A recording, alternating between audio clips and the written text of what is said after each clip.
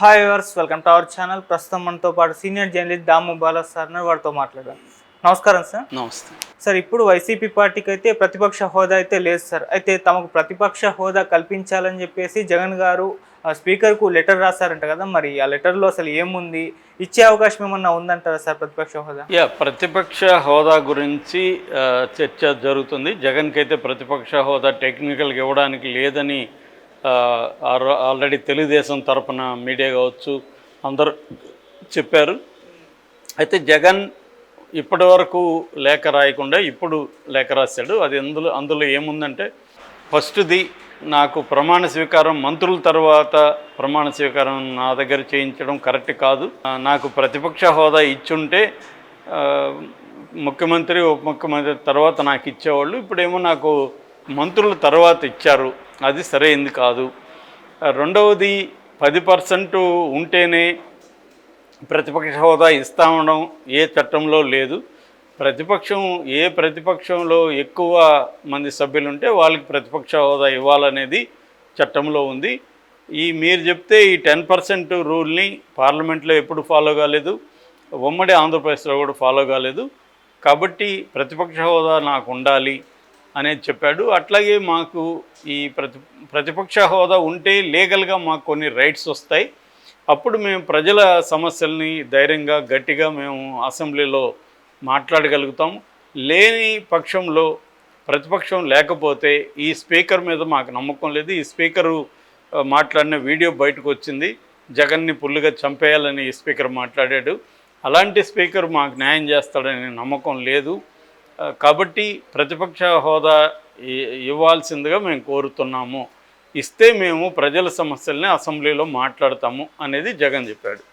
అంటే ఈ లెటర్ ఉద్దేశం ఏమై ఉండొచ్చు అనుకున్నప్పుడు, జగన్ ఏమన్నా ఆశిస్తున్నాడా నిజంగానే? లెటర్ చదివేసి వాళ్ళు, అదే బాబు మేము మారిపోయాను, మాకు ఇన్ని రోజులు తెలియదు, నీ లెటర్ చూడగానే మా కళ్ళు తెరుచుకున్నాయి నాయన, రా నీకు ప్రతిపక్ష హోదా ఇస్తాము అని సినిమాటిక్గా ఏమైనా ఇస్తారని జగన్ నమ్ముతున్నాడా? జగన్ నమ్మే ఛాన్స్ లేదు. ఎందుకంటే జగన్ కూడా ఒక చంద్రబాబు దేశ ముద్ర అయితే జగన్ కూడా రాష్ట్ర ముద్రే. జగన్కి కూడా ఏమి అంత అమాయకత్వం ఏమి లేదు.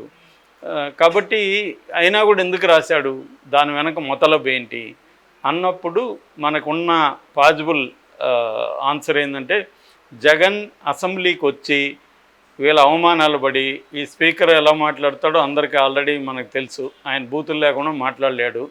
రెండోది, ఆయనే జగన్ చెప్పింది కూడా అందులో వాస్తవమే. ఆయన ఆ పెద్ద ఆయన ఎవరో, జగన్ ఓడిపోయాడు కానీ ఇంకా అతని బలాలు ఉంది, ఇక్కడ తెలంగాణలో కూడా జగన్ మనుషులు ఉన్నారు, అతని దగ్గర డబ్బు ఉంది, డబ్బుకి పడని వాళ్ళు ఎవరు, ఇలాగేదో ఆయన జనరల్గా మాట్లాడాడు.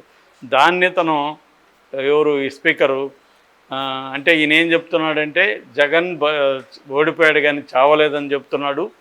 సో ఇది మంచి పాయింట్ ఇది. అందుకని మన పెద్దోళ్ళు చెప్తారు, పామును కూడా చచ్చేదాకా కొట్టాలని. ఇది నేను గుర్తుపెట్టుకుంటాను, వాడతాను దీన్ని నేను అని కూడా ఆయన అన్నాడు. మరి ఆయన కన్విన్స్ అయ్యాడుగా క్లియర్గా, అయ్యన్న పాత్రుడు జగన్ని పూర్తిగా చంపేయాలంటే ఫిజికల్గా కాదు, పొలిటికల్గా పూర్తిగా చంపేయాలని అయ్యన్న పాత్రుడు కన్విన్స్ అయ్యాడు. మరి ఆయన అర్హత అది చూసి ఇచ్చాడా? జగన్ని స్పీకర్గా ఈయన పెడితే జగన్ని చంపేయచ్చని. అంటే రేపొద్దున అనేక విషయాల్లో స్పీకర్ డిసైడ్ చేస్తాడు. రేపొద్దున జగన్ 11 మందిలో 6-7 మందిని చంద్రబాబు లాక్కుంటాడు, వాళ్ళ మీద అప్పుడు వెయిట్ వేయడు ఈయన. అట్లాగే అనేక అంశాల్లో స్పీకర్కి పవర్స్ ఉంటాయి. అట్లా ప్రతిపక్షంగా పొలిటికల్గా వైసీపీని చంపడానికి, లేదు కొన్ని రకాల కేసులలో ఇరికించడానికి కూడా స్పీకర్ అవసరం ఉంటుంది.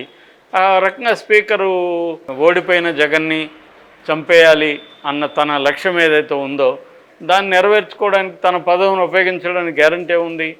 సో అది ఒక పాయింట్. దీన్ని ఎక్స్పోజ్ చేయడం ఒకటి జగన్ లక్ష్యం. రెండవ లక్ష్యం, తాము అసెంబ్లీకి వెళ్తే ఎలాగూ మాట్లాడినెవరు అవమానాలు ఖచ్చితంగా చేస్తారు. ఆల్రెడీ మొన్న రఘురామకృష్ణరాజు ఎద్దేవా చేస్తూ సింహం లాంటి వాడని చెప్పుకునేవాడు ఇక్కడ వచ్చి పేరు కూడా పలకుండా పారిపోయాడంటే అందరూ నవ్వారు. సో ఖచ్చితంగా వాళ్ళందరికీ చాలామందికి జగన్ మీద కక్ష ఉంటుంది. ఎందుకంటే జగన్ కూడా గతంలో తెలుగుదేశం వాళ్ళని ఇలాగే వేధించాడు కదా, జగన్ ఇలాగే చంద్రబాబును అవమానించాడు కదా. కాబట్టి జగన్కి మనం అవమానించాము, ఇప్పుడు మనల్ని వాళ్ళు అవమానిస్తారనేది తెలుసు.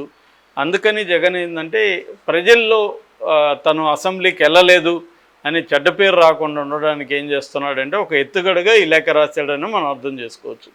ఈ లేఖలో ప్రధానమైన ఎప్పుడైనా కూడా మనకు కనిపించేది ఒకటి ఉంటుంది, కనిపించనిది ఒకటి ఉంటుంది. అంటే కనిపించేదే సత్యం కాదు, కనబడే దాని వెనక కనపడనివి ఉంటాయి.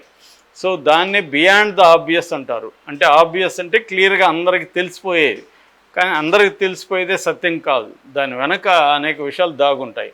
అలాగే ఈ లేఖ వెనక ఏం దాగుందంటే, ఒకటి స్పీకర్ని తనని చంపేయాలనుకుంటున్న, పొలిటికల్గా చంపేయాలనుకుంటున్న తెలుగుదేశం ఎత్తుగడల్ని జనాల్లోకి తీసుకెళ్ళడం ఒకటైతే, రెండు అసెంబ్లీకి మనం వెళ్తే వీళ్ళు మాట్లాడినారు, ఎలాగూ మనం ఉన్నదే 11 మంది కాబట్టి వీళ్ళు మనల్ని అవమానిస్తారు, దీనంతా తట్టుకొని మనం అసెంబ్లీకి ఎందుకు పోవాలి, అందుకని ప్రతిపక్ష హోదా ఇస్తే మేము వస్తాము, లేకపోతే మేము రాము అని చెప్పడానికి ప్రజలకి, చూడండి వాళ్ళు మేము న్యాయంగా అడిగాము, రూల్ ఎక్కడా లేదు, 10% ఉండాలని రూల్ లేదు, 10% లేకపోతే కూడా ఇవ్వచ్చు, గతంలో కాంగ్రెస్ పార్టీకి ఇచ్చారు, సో మాకెందుకు ఇవ్వలేదు కాబట్టి వీళ్ళు అప్రజాస్వామ్యంగా వ్యవహరిస్తున్నారు, అందుకనే మేము అసెంబ్లీకి వెళ్ళట్లేదు, మేము ప్రజల్లో ఉండి ప్రజల సమస్యల మీద పోరాడతాం అని చెప్పుకోవడానికి ఈ ఎత్తుగడ వేశాడా అనేది ఇప్పుడు చర్చ జరుగుతుంది.